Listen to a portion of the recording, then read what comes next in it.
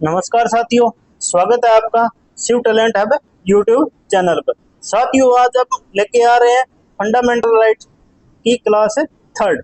इसमें अपने बात करेंगे आर्टिकल है 19 से 22 तक। इसमें स्वतंत्रता का अधिकार, राइट टू फ्रीडम। आर्टिकल 19 की अगर बात करें तो इसमें वाक एंड अभिव्यक्ति की स्वतंत्रता। 19 एक ए में है वाक एंड अभिव्यक्ति की स्वतंत्रता। इसमें प्रेस की स्वतंत्रता है, विज्ञापन की स्वतंत्रता है, चुप रहने की स्वतंत्रता है, फोन टैप के विरुद्ध अधिकार है, सरकारी सूचना प्राप्त करने का अधिकार है, धरना प्रदर्शन का अधिकार है। इसमें आपको बोलने की आजादी, संपूर्ण आजादी, पूर्णता आजादी, सभ्य बोलने की आजादी दी गई है। प्रेस की स्वतंत्रता है, आप कोई भी प्रकार का प्रेस में आप अपना विज्ञापन है वो भी आप छपवा सकते हैं। चुप रहने का भी आपको अधिकार है और फोन टैप के विरुद्ध अधिकार, सरकार की परमिशन के बिना आपका फोन टैप नहीं किया जा सकता है। और सरकारी सूचना प्राप्त, सरकार कोई भी योजना निकाल रही है, कोई भी विज्ञापन है, उसको आपको प्राप्त करने का संपूर्ण अधिकार है, वो आर्टिकल 19 के तहत दिया गया है। धरना प्रदर्शन का अधिकार है, कोई भी शांतिपूर्ण धरना है या प्रदर्शन कर रहे हो वो बिल्कुल अधिकार है। हड़ताल का आपको अधिकार नहीं दिया गया है, हड़ताल आप नहीं कर सकते। आगे बात करें एक बी के तहत शांतिपूर्ण सम्मेलन करने का अधिकार। आप कोई भी सम्मेलन, शांतिपूर्ण सम्मेलन कर सकते हैं, वो भी बिना शस्त्र के। शस्त्र के साथ सम्मेलन का आपको अधिकार नहीं दिया गया है, इसकी परमिशन आपको राज्य सरकार द्वारा शस्त्र के साथ नहीं दी जाएगी। एक सी के तहत संघ बनाने का अधिकार, उसे नियमित रूप से संचालित करने का अधिकार। आप कोई भी सभा, संघ, कंपनी, एनजीओ, राजनीतिक दल या समिति का गठन कर सकते हैं और इसको नियमित रूप से आप संचालन भी कर सकते हैं। इसका अधिकार आपको आर्टिकल 19 देता है। आर्टिकल अनुच्छेद 1 डी का है अबाध रूप से विचरण करने की स्वतंत्रता। आप भारत के किसी भी कोने में जाकर किसी भी कोने में आप घूम सकते हैं, आपको कोई रोक टोक नहीं है, आप अबाध रूप से विचरण कर सकते हैं। इसका अधिकार है वो आपको आर्टिकल 19 देता है। आवास करने का अधिकार है वो एक ई के तहत है। आप भारत के किसी भी कोने में जाकर रह सकते हैं और आप निवास कर सकते हैं, आपको कोई रोक टोक नहीं होगी। ये आपको अधिकार है वो आर्टिकल 19 दे रहा है। एक एफ संपत्ति का अधिकार जो मूल अधिकार से हटा दिया गया। एक अब था वो संपत्ति का अधिकार था, वो 44वां संविधान संशोधन 1978 के तहत इसको हटाकर यहाँ से 300 क के तहत कानूनी अधिकार बना दिया है, कानूनी अधिकार या विधिक अधिकार बना दिया गया है। और एक जी के तहत आजीविका का अधिकार।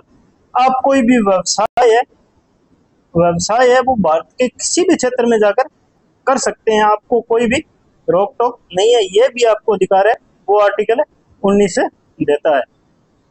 आगे अगर बात करें आर्टिकल 20 की, अपराध के लिए दोष सिद्ध के संबंध में संरक्षण। अपराध के लिए दोष सिद्धि के संबंध में संरक्षण। किसी भी व्यक्ति को उस कानून के तहत दंडित किया जा सकता है जो अपराध के समय लागू था, अर्थात आपराधिक कानून का भूतलक्षी क्रियान्वयन नहीं किया जा सकता। इसका मतलब यह है कि आपने जिस समय अपराध किया है, आपने जिस समय अपराध किया है उसी समय का कानून आप पे लागू होगा। यह नहीं कि आपने अपराध कर दिया उसके बाद में कोई कानून बनता है कठोर तो वो आप पे लागू किया जाएगा, ऐसा नहीं है। एक अपराध के लिए किसी व्यक्ति को 2 बार सजा नहीं दी जा सकती। अगर आपने कोई अपराध कर दिया एक, इसमें एक सजा आपने भुगत ली और दूसरी सजा का प्रावधान है, ऐसा प्रावधान नहीं है। अगर आपने एक अपराध किया है तो आपको एक ही सजा मिलेगी। किसी भी व्यक्ति को समय की गवाही देने के लिए बाध्य नहीं किया जा सकता है। कोई भी व्यक्ति है उसको यह नहीं बाध्य करवाया जा सकता मारपीट करके कि तूने ये काम किया है। समय की गवाही के लिए बाध्य नहीं किया जा सकता है कोई भी व्यक्ति को। ये आप आर्टिकल 20 में देख सकते हैं। आर्टिकल 21 की अगर बात करें, प्राण एंड दैहिक स्वतंत्रता का संरक्षण। यह आर्टिकल 21 इस फोटो के माध्यम से आप देख सकते हैं। किसी भी व्यक्ति को उसके प्राण और दैहिक स्वतंत्रता विधि द्वारा स्थापित प्रक्रिया के अनुसार ही वंचित किया जा सकता है, अन्यथा नहीं।